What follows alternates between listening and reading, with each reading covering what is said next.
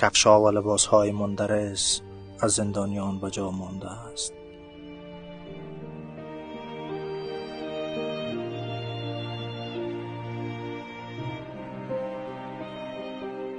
سرانجام روز فتح فرا رسید و تمام درها برای زندانیان گشوده شد.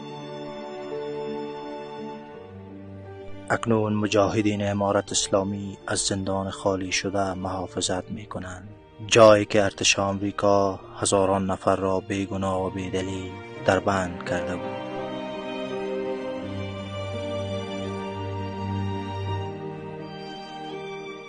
دیگر از قفل و زولانه، از توهین و تحقیر و ضرب و شتم خبری نیست.